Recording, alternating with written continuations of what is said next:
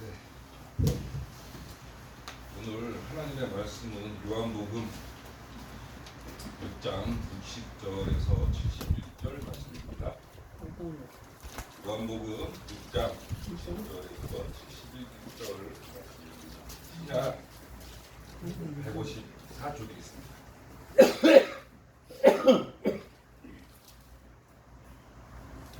한 절 한 절 교도하시겠습니다. 제자 중 여럿이 듣고 말하되 이 말씀은 어렵도다 누가 들을 수 있느냐 한데 예수께서 스스로 저희들에게 이 말씀에 대하여 이 말이 너희에게 들리느냐. 그러면 너희는 인자가 이전에 있던 곳으로 올라가는 것을 본다면 어떻게 하겠느냐. 하나님의 것을 영원히 영원히 보라. 내가 너희에게 영원한 영원히 올수리라. 그러나 너희 중에 믿지 아니하는 자들이 있느니라 하시니 이는 예수께서 믿지 아니하는 자들이 누구며 자기를 팔자가 누구인지 처음부터 아심이더라. 너희를 이제 그러므로 너희에게 말하기를 내 아버지께서 너희를 주지 아니하시고 누구든지 내게로서 하나님을 그때부터 그의 제자 중에서 많은 사람이 떠나가고 다시 그와 함께 다니지 아니하더라. 예수께서 열두 제자에게 이르시되 너희도 가려느냐.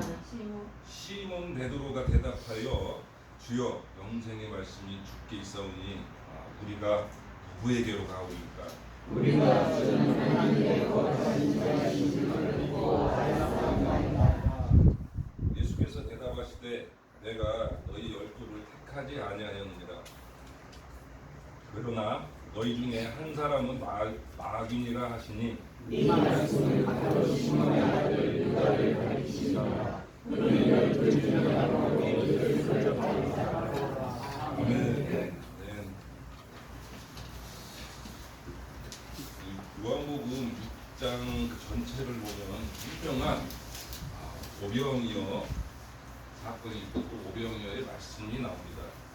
그런데 오늘 말씀을 보니까 오병이어의 사건의 기적도 중요했지만 실상은 그 이유가 더 중요했던 것을 알 수가 있습니다. 왜냐하면 그 사건 이후에 사람들이 달라지기 시작합니다. 예수님의 말씀하신 대로 생명의 떡을 먹은 사람들은 계속해서 예수님을 쫓아다니지만 그렇지 않고 육신의 배부름만을 원하는 사람은 오병이어 사건은 이후로 예수님을 더 이상 따라다니지 않게 됩니다. 오늘 우리가 읽은 말씀 중에 66절을 한번 다 같이 보시기 바랍니다.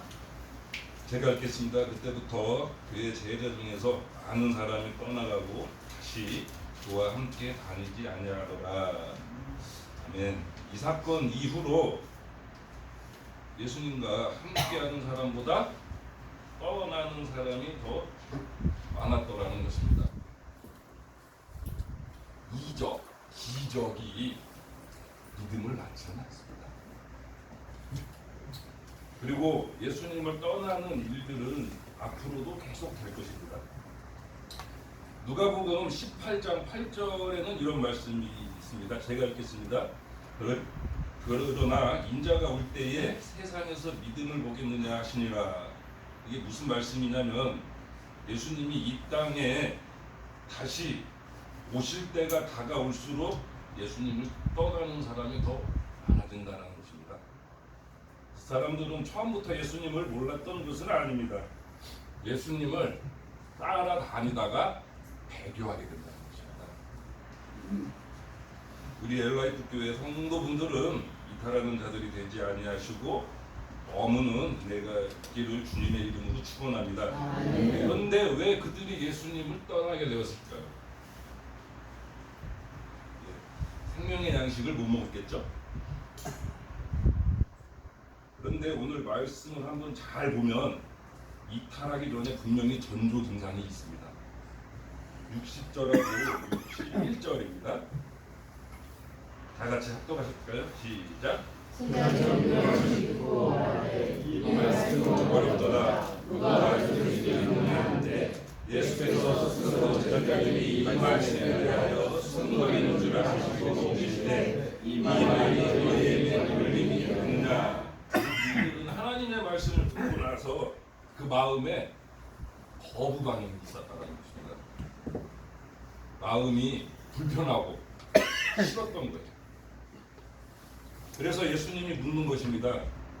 이 말이 내게 걸림이 되었느냐? 쉬운 언어로 말하면 내가 널 기분 나쁘게 했냐? 라는 뜻도 되겠습니다. 잘 들으셔야 됩니다. 하나님의 말씀을 우리가 받을 때에, 하나님의 말씀을 우리가 들을 때에 우리를 불편하게 할 수도 있습니다. 그 말씀이 우리의 마음을 걸리게 할 수도 있습니다. 물론 목회자가 잘못 전하기 때문에 그러한 일이 생깁니다. 그런데 오늘 말씀은 그 얘기가 아닙니다. 예수께서 말씀하고 계시는 것입니다. 목회자의 말 실수나 부족한 인격으로 말미암아서 마음이 불편해지는 경우를 말하고 있는 게 아닙니다. 지금 오늘 누가 말씀하시냐면 예수께서 말씀하시는 것입니다. 가장 위대한 설교자가 말씀하고 계시는데도 그 말씀이 우리 속에 불편함과 거부감을 일으킬 수 있다는 것입니다. 성경이 말하는 이유는 그 두 가지 때문을 그 이유를 말하고 있습니다. 첫 번째는 다 알고 계시다시피 히브리서 4장 12절 말씀. 왜 불편하냐면 하나님의 말씀은 살아있고 활력이 있어서 좌우에 나에선 어떤 검보다 예리하고 혼과 영과 관절과 골수를 찔러 쪼개기까지 하며 또 마음의 생각과 뜻을 판단한답니다. 성경이 말하기를 하나님의 말씀이 무엇과도 같냐면 칼과도 같답니다. 칼 같은 말씀이 우리를 찌르는데 불편하지 않은 사람이 없습니다. 우리 모두가 하나님의 말씀이 우리를 찌를 때에 불편함을 느낄 때에 오늘 말씀을 기억하시기를 바랍니다. 또 하나의 이유가 있습니다. 그건 갈라디아서 5장 17절에 나옵니다. 왜 하나님의 말씀이 나에게 들어오는데 불편하느냐면 육체의 소욕은 성령을 거스르고 성령은 육체를 거스르나니 이들은 서로 대적함으로 너희가 원하는 것을 하지 못하게 하려 하시니라. 아멘입니다. 이게 무슨 말이냐면 우리 육체가 분명히 원하는 것이 있습니다. 나의 옛사람이 분명히 원하는 것들이 있습니다. 그런데 하나님의 말씀이 내 안에 들어왔는데 그 하나님의 말씀은 내 육체가 원하는 것이 아니어서 나의 속에서 싸우는 것입니다. 그래서 내 마음이 불편한 겁니다. 정리하겠습니다. 하나님의 살아있는 말씀이 선포되는데 우리는 불편할 수 있습니다. 그것은 하나님의 살아있는 말씀이 나를 찌르기 때문입니다. 혹은 하나님의 살아있는 말씀이 내가 가지고 있는 육체의 소욕과 다르기 때문입니다. 그래서 찔립니다. 그런데 불편함의 반응은 두 가지로 갈라집니다. 하나는 그 찔림이 싫어서, 불편한 게 싫어서 그래서 이탈하는 사람이 있고, 또 한 부분은 그 불편함 때문에, 그 찔림 때문에 하나님 앞에 엎드려서 회개하는 사람도 있더란 말입니다. 그래서 저는 오늘 말씀을 우리가 듣는 가운데 우리가 하나님의 말씀을 듣고 불편함을 느끼고 그 불편함 때문에 이탈하는 것이 아니라 엎드려 회개하는 내가 있기를 바랍니다. 그 사건이 사도행전 2장에 나옵니다. 사도행전 2장 37절 말씀에 베드로가 성령의 감동으로 설교할 때에 사람들은 아국 찔렸습니다. 그때 사람들이 이렇게 반응합니다. 37절 말씀인데 그들이 이 말을 듣고 마음에 찔려 베드로와 다른 사도들에게 물어 이르되 형제들아 우리가 어찌할꼬 라고 말합니다. 그래서 그들은 찔리는 말씀 앞에서 회개하는 편을 택했습니다. 그때에 모든 사람들에게 성령이 임합니다. 오늘날 대부분의 진짜 제대로 목회하는 그 목회자들이죠. 목회자들은 성도 한 사람 한 사람을 놓고 표적 설교하지 않습니다. 왜냐하면 많은 성도들 앞에서 설교하기 때문에 한 사람을 놓고 표적 설교할 수가 없습니다. 그런데 그렇게 인도하시는 분이 있습니다. 표적 설교하시는 분이 있습니다. 그거는 성령님이십니다. 성령님이 그 말씀을 가지고 한 사람을 가지고 표적 설교하는 겁니다. 우리 모두에게 선포되는 말씀이 특별히 나에게 찔림이 있다면 그거는 하나님이 원하시는 것입니다. 그 말씀을 듣고 그 말씀이 나에게 찔려서 초대교회 성도들처럼 나도 어찌할고 하면서 회개하는 은혜가 있기를 바랍니다. 우리의 문제가 뭐냐면 우리를 불편하게 하는 말씀을 별로 듣기를 원하지 않는다는 것입니다. 설교의 핵심은 메시지입니다. 그 찔림을 받는 메시지를 원하는 게 아니라 나를 나긋나긋하게 하고 노곤노곤하게 하는 마사지를 원한다는 것입니다. 보기를 더할 것이고 너를 축복할 것이고 그 축복의 메시지를 전하는 사람도 좋습니다. 편합니다. 또 받는 사람들도 편할 것입니다.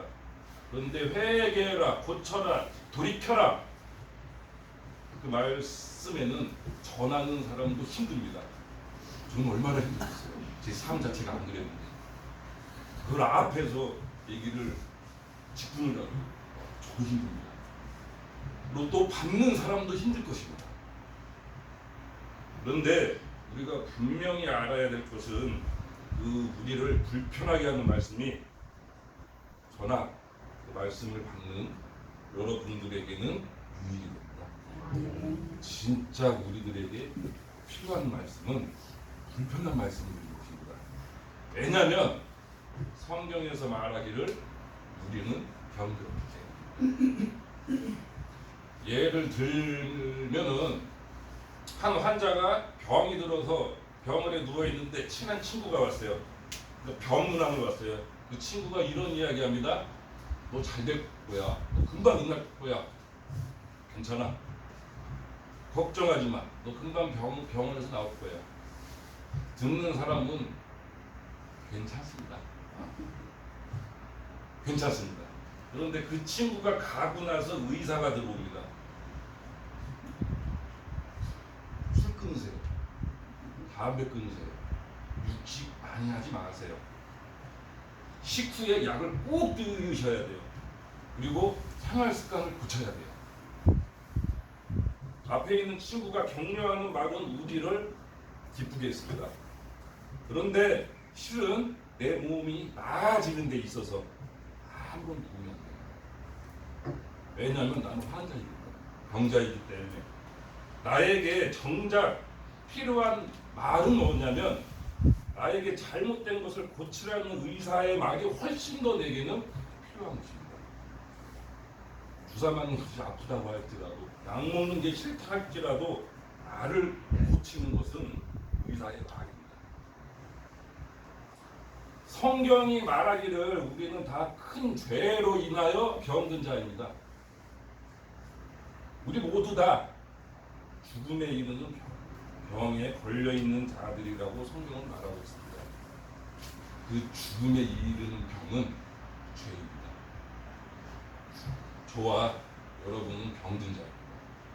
그래서 우리를 고치시고 치료하시는 하나님의 말씀이 있어야 살아나게 되는 줄로 믿습니다. 나를 찌드는 말씀, 나를 고치시고 변화시키는 말씀에 아멘하는 은혜가 있기를 바랍니다. 다시 본문으로 돌아가서 63절 말씀입니다. 63절 말씀입니다. 주님이 굉장히 중요한 말씀을 하셨습니다. 살리는 것은 영이니 육은 유익하니라. 아멘입니다. 병든 영혼, 죽어가는 영혼이 살아나는 것은 하나님의 영, 성령밖에 없는 줄을 믿습니다. 육은 무익하답니다. 저에게는 이렇게 들렸습니다.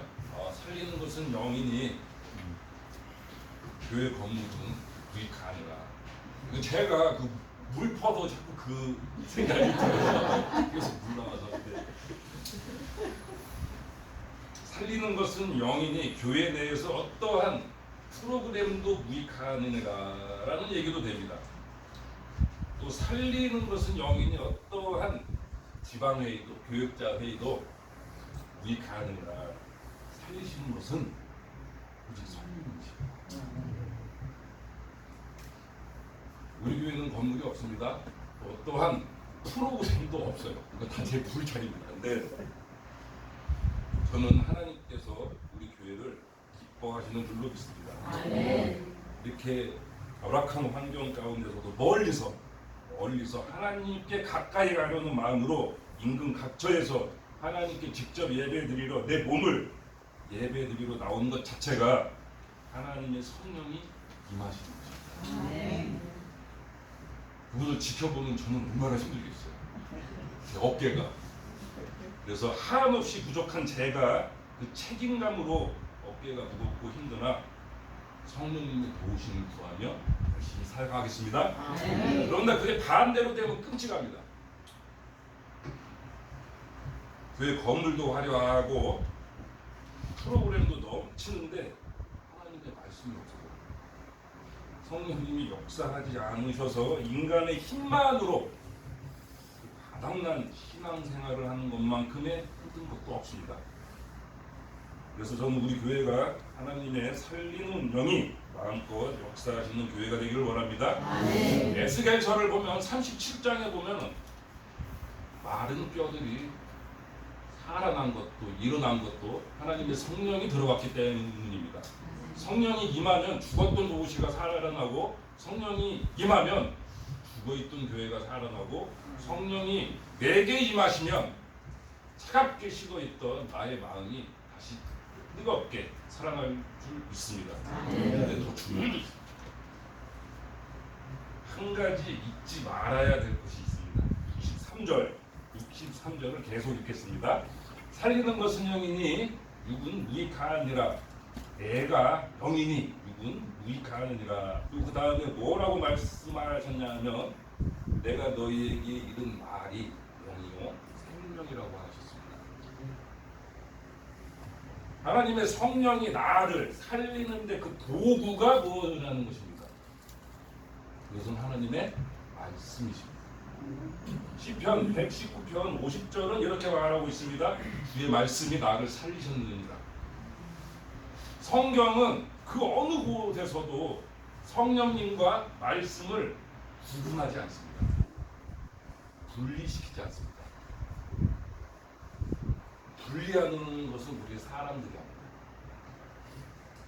우리는 가끔 이런 교회들을 만납니다. 우리 교회는 말씀 중심 교회입니다. 우리 교회는 성령 운동합니다. 그런데 부담스럽게도 성경 어디에도 말씀 중심의 교회나 성령 운동하는 교회는 구별된 적이 없습니다. 사도 바울이 성령 운동하지 않았습니다. 사도 바울이 말씀을 전할 때에 성령님이 함께 역사하시는 것입니다. 마가복음 16장에서 말합니다.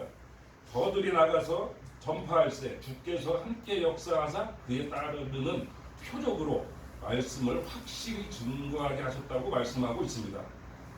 확실히 우리가 정확하게 기억해야 될 게 있습니다.